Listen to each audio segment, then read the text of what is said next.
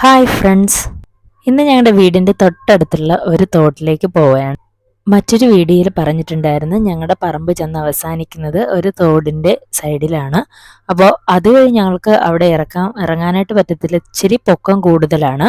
വീടിൻ്റെ തൊട്ടടുത്ത് തന്നെ ഒരു വഴിയുണ്ട്, ആ വഴിയിലേ ഞങ്ങളിതാ പോവുകയാണ്.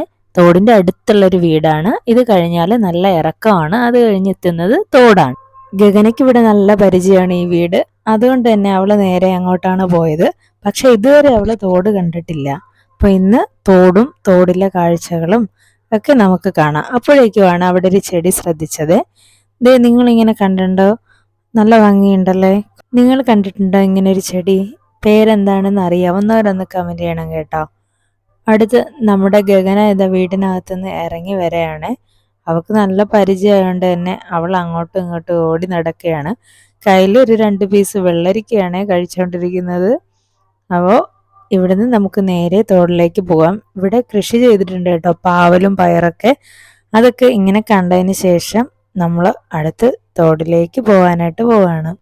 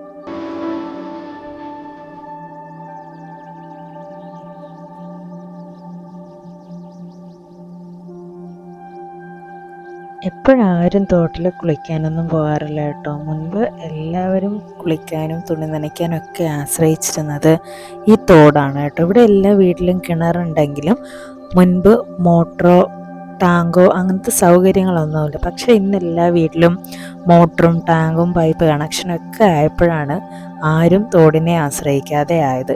അങ്ങനെ ഇപ്പോൾ ഈ ഒരു ഭംഗിയുള്ള തോട് ആരും ഉപയോഗിക്കാതെ വേസ്റ്റൊക്കെ ഒരുപാട് വന്ന് നിറഞ്ഞു കിടക്കും കേട്ടോ. എന്ത് ഭംഗിയാണ്, ചുറ്റും നിറയെ മുളയും മരങ്ങളും ഒക്കെ ആയിട്ട്. പക്ഷേ ഈ മുളയുടെ ഈ താഴ്ന്നു കിടക്കുന്ന കൊമ്പിലും സൈഡിലും ഒക്കെ ഒരുപാട് വേസ്റ്റാണ് കേട്ടോ. പ്ലാസ്റ്റിക് കവറുകളും തുണികളും അങ്ങനെ തോടിലൂടെ ഒഴുകി വരുന്നതെല്ലാം അവിടെ ഇവിടെ ആയിട്ടൊക്കെ കിടപ്പുണ്ട്. ഞങ്ങളങ്ങനെ പതിയെ തോടിലേക്ക് ഇറങ്ങി കേട്ടോ. ആഴമൊന്നുമില്ല. കാണുന്ന ഒരു ചെറിയ പാറയിലേക്ക് പോയിക്കൊണ്ടിരിക്കുകയാണ്.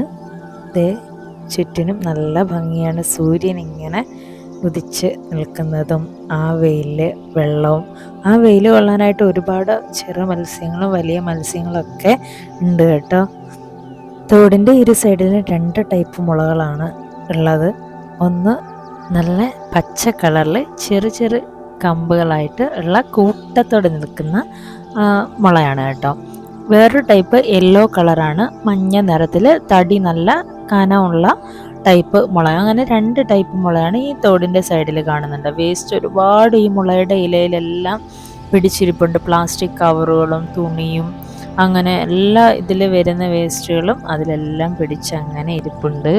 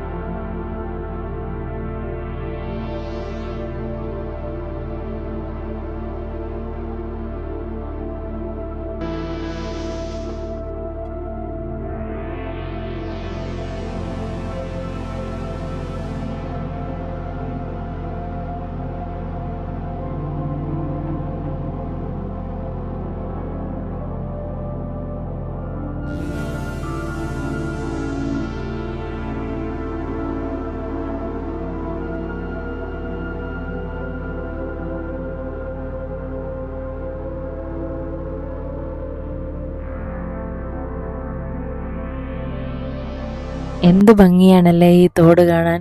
പക്ഷേ ഈ കാഴ്ചകളിലൂടെ ഒന്ന് നോക്കൂ, നമ്മളെപ്പോലുള്ളവർ ചെയ്യുന്ന ഒരുപാട് തെറ്റുകളാണ് ദേ ഇങ്ങനെ ഈ പുഴയും തോടും എല്ലാം നശിപ്പിച്ച് കളയുന്നതും ഇല്ലാതാക്കുന്നതും. അപ്പോൾ ഞങ്ങളുടെ ഈ കൊച്ചു തോട് നിങ്ങൾക്ക് ഇഷ്ടമായെങ്കിൽ വീഡിയോ ലൈക്ക് ചെയ്യണം കേട്ടോ. ഒപ്പം നിങ്ങളുടെ വീടിനടുത്തുള്ള തോടും പുഴയുടെ വിശേഷങ്ങൾ പങ്കുവയ്ക്കുകയും ചാനൽ സബ്സ്ക്രൈബ് ചെയ്യാത്ത കൂട്ടുകാർ ചാനൽ കൂടെ ഒന്ന് സബ്സ്ക്രൈബ് ചെയ്യണം കേട്ടോ. ബായ്.